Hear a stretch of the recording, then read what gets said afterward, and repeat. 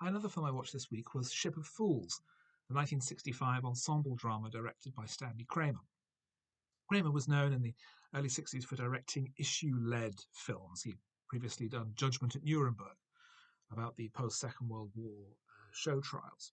And this is a huge story on a tight canvas on a big subject. The setting is a cruise ship traveling from Mexico to Germany in 1933. There are a huge cross-section of types on board. We have a wealthy American divorcee who's trying to recapture her youth. We have a young American couple, one a struggling artist, one the girlfriend who's trying to understand him.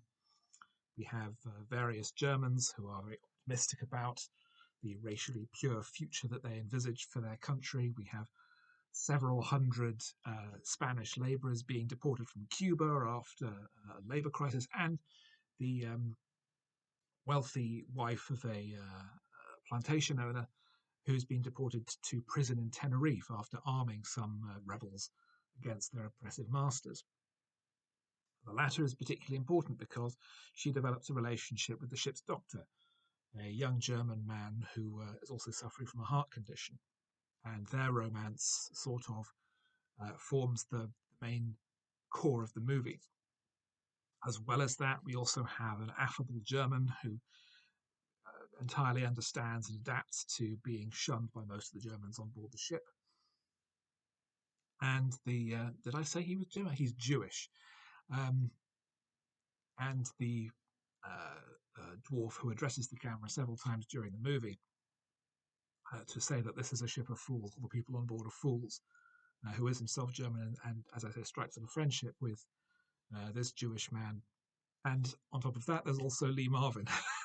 Lee Marvin, who doesn't contribute a huge amount to the story, but is just there for a bit of star color and a bit of humor as a past-it baseball player.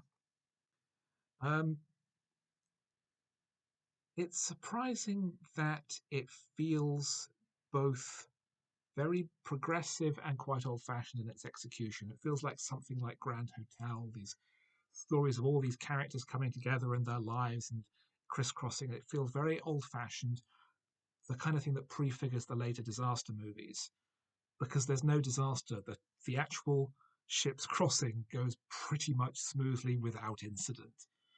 But it's the lives of the characters on board that are the catastrophes.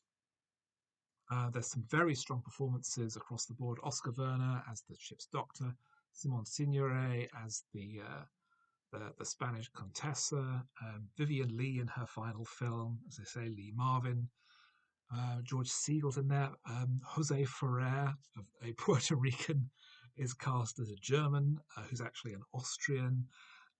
Very strong cast, very strong performances, and Kramer opts for very unfussy direction. He focuses on the characters, he focuses on the emotional stories, and is really not that concerned with visual spectacle or splendor, just getting you engaged with the lives of the people on screen. Because the whole film is really about opposition to fascism, opposition to the Nazis, and the way people are relating to this struggle against oppression. And this is the sort of numerous philosophical discussions during the movie, which still feel dynamic and interesting because they're phrased in such an interesting way. The version that I saw, unfortunately, was slightly edited, so it leaves out an important element that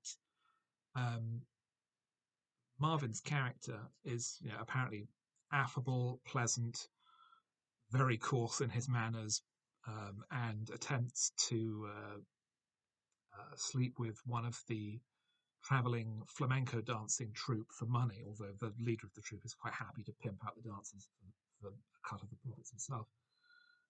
But the version that I saw leaves out him being casually racist about African American people and referring to lynchings. So you're being led towards the idea of this ignorance towards racism, this ignorance towards oppression is what allows the Nazis to develop, is what allows the Nazis to get their foothold. So it's a thoughtful and intelligent film that's also an engaging character drama with slightly soapy but absorbing elements. There's strong dialogue, neat direction. I just found it to be a very interesting and engaging film. One of the better films, I think, of 1965.